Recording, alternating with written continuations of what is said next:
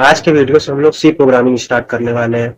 सी programming start करने से पहले हम लोग ये देख लेते हैं कि हम लोग प्रोग्रामिंग एक्चुअली में पढ़ते क्यों हैं। तो जैसे मान लीजिए हमारा एक लड़का है राजू नाम का।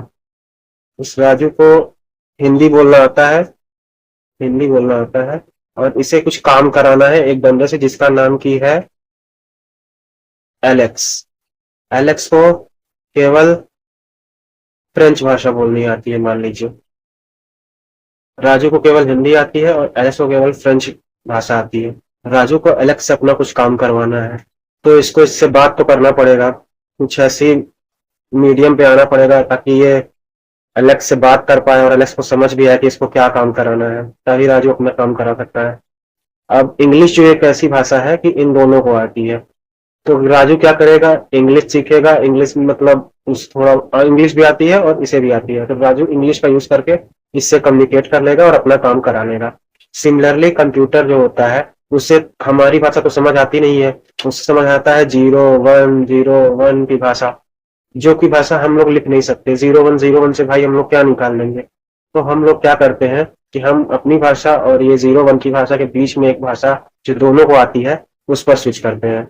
इन लैंग्वेज को जो हम लोग कहते हैं यूज करते हैं आपस में, दोनों लोग समझ सकते हैं, कंप्यूटर भी उसको इंटरप्रेट कर सकता है और हम भी उसको समझ सकते हैं। ऐसी लैंग्वेज को हम लोग हाई लेवल लैंग्वेजेस कहते हैं, high level languages.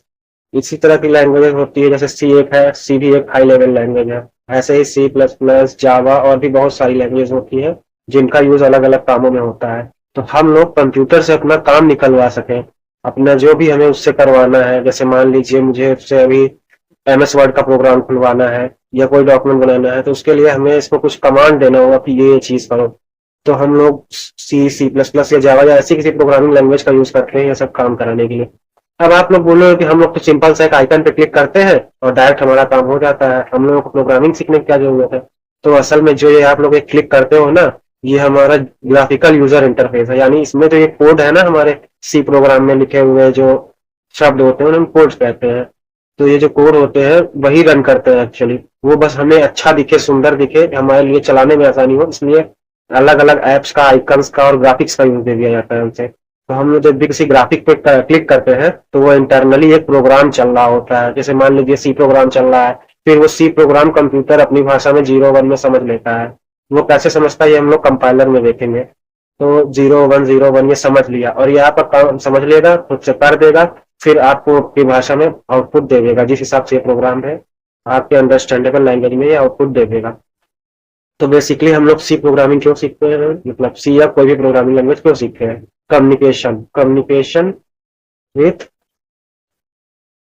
Communication with computer, computer के साथ कम्युनिकेट करने के लिए हम लोग सी प्रोग्रामिंग सीखते हैं।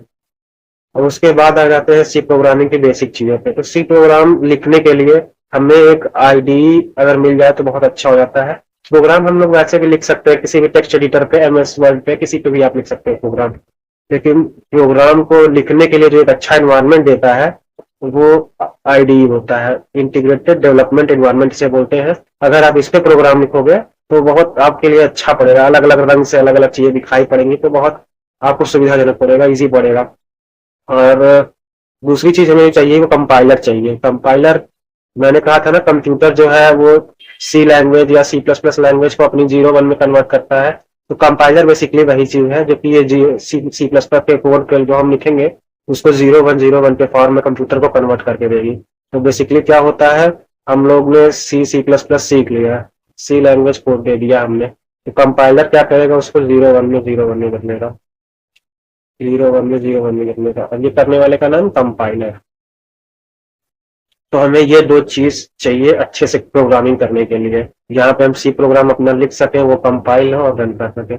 इसके बाद के वीडियो में हम लोग अपना आईडी का इंस्टॉलेशन कैसे करते हैं, कंपाइलर का इंस्टॉलेशन कैसे करते हैं, फिर उस पर सी प्रोग्राम लिखते कैसे हैं और सी प्रोग्राम में क्या क्या होता है, कैसे चलता है, पूरा A to Z in depth सीखेंगे। प्रॉपर हम लोग कोड करेंगे आईडी पर, उसका आउटपुट कैसे आ रहा है, क्या क्या चीजें हो रही है बैकग्राउंड में, सब कुछ अच्छे से समझेंगे।